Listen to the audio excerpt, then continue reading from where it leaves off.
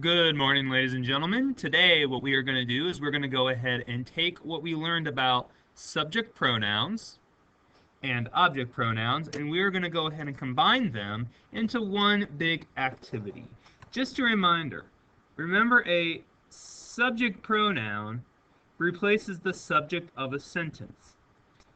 Pronouns like I, you, he, she, it, we, and they, those are subject pronouns.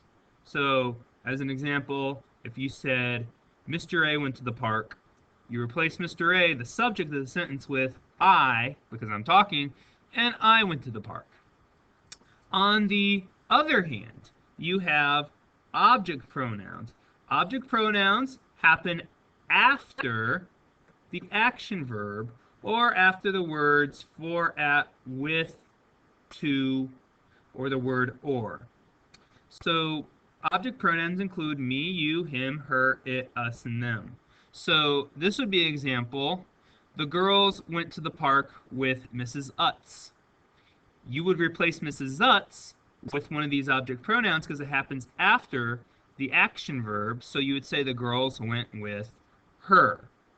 So now, what we're going to do now is we're going to go ahead and the directions tell us to replace each underlined word or group of words in each sentence. So we're going to look at the words that are underlined there.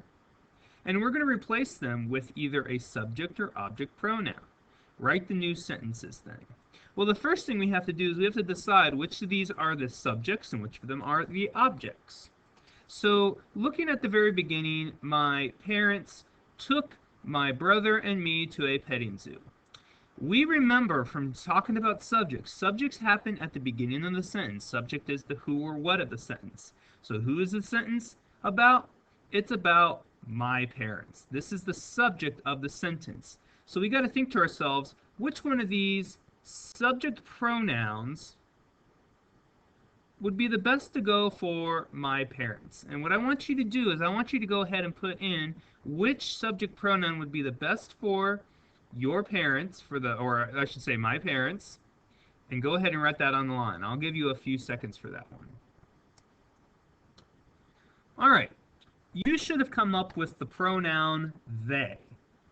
Now you might be thinking, why do I use they? Well, let's look at that a little bit.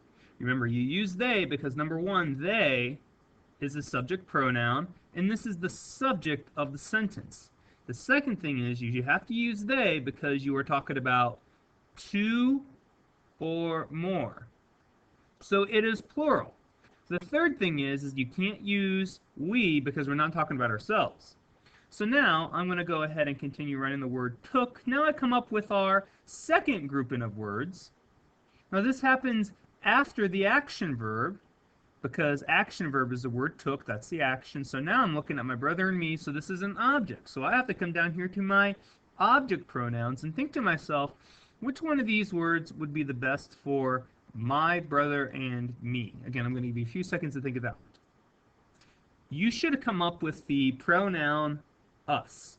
Now, why are we using us? Again, remember, it's an object pronoun, and those are object pronouns right there, and notice the word us is right there. And also, it's my brother and me. So we're including ourselves in this conversation. So you have to say, they took us, and we finish it out to a petting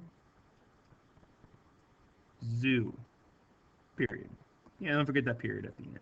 All right. So what I want you to do is I want you to go ahead and take a look at number 2 now. Number 2, it says a sign explained how to behave with the animals. What I want you to do is I want you to go ahead and write out this sentence replacing the subject and the object with subject pronouns and object pronouns. We'll come back in just a second. Okay, so now I came up with the sentence, it explained how to behave with them.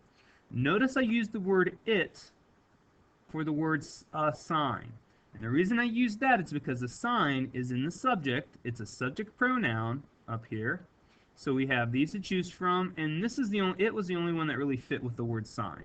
So then I wrote down explained how to behave with, and now I have the word animals. The animals happens after the action verb and after the word with.